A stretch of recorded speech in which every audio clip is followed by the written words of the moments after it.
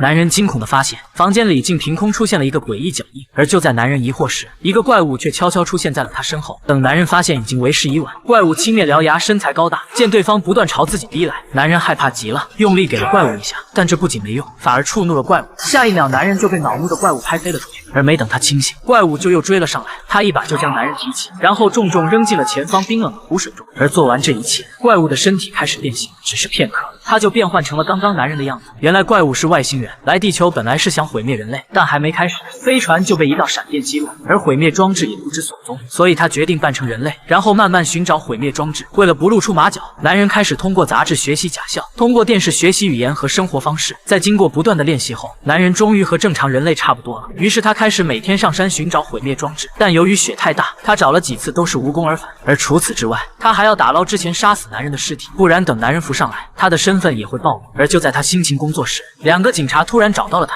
还以为是来抓自己呢。男人很紧张，但紧接着他就松了口气。原来他夺舍的男人是镇上唯一的法医，警察来是因为镇上的医生死了，让他去进行尸检。男人本想拒绝，但又怕表现的异常被警察发现，于是只能前往。而他只是闻了闻眼前的女人，便说女人已经死了6小时。What the mother hell? You're not dead. Yeah, no shit, I was sleeping.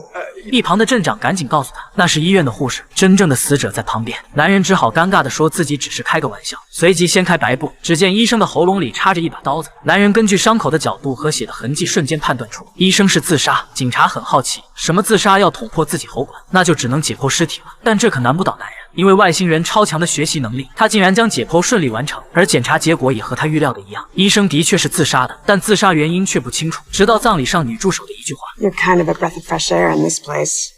而这提醒了男人，他直接冲进医生的葬礼，掀开棺材。经过仔细的观察，男人发现医生是被人下了毒导致窒息，割开气管是他试图给自己做气管手术，但是来不及了。而凶手就在此时的葬礼中。男人对自己假扮法医的结果非常满意，他以后可以光明正大的寻找毁灭装置和打捞尸体。可就在男人以为自己再也不会露馅时，一个渔夫钓鱼竟然钓到了一截脚掌。警长推测湖中肯定有具尸体，脚是被船的螺旋桨切掉的。他号召大家一起找出凶手。男人被吓傻了，但紧接着警长就要他来查脚掌的 DNA。男人顿时长舒口气，检测结果不就是自己随便写吗？而以为万事大吉的他回到家，却发现家门口全是警察。一问才得知警长正带人打捞尸体，并表示不找到绝不罢休。男人又开始紧张起来，随即决定守在一旁静观其变。警长让男人守着设备，自己则带人一直搜查到了晚上。本想等警长收工，自己好去打捞尸体的男人急了，这样下去自己一定会暴露。而这时湖边传来了猎犬的叫声，男人循声望去，只见自己的尸体已经被水冲上来，他赶紧上前从猎犬口中抢过尸体，然后拖回了家。可刚把尸体放好，警长就敲响了房门。原来他是想让男人帮忙照看设备，自己明天还要接着打捞。男人非常轻松，当即同意。却不料刚刚的猎犬竟一溜烟冲进屋，径直跑到了男人放尸体的冰柜旁。而跟进来的警长见爱犬对着冰柜狂吠，他先是看了一眼男人，随后便直接将冰柜打开。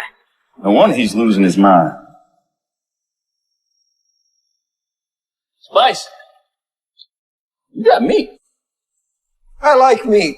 误会解除，警长以为自己找到了狗子激动的原因，给男人赔了不是便离开了。殊不知，只要再拿起一包牛肉，里面的尸体就会露出来。而经此一事，男人也吸取了教训，他决定到镇上给冰柜和这个房间单独埋锁。可当他刚到镇上，一个小男孩望向他，使尽惊声尖叫了起来。男人知道小男孩看出了自己的真身，当即决定除掉小孩，于是半夜摸进了小孩的房间。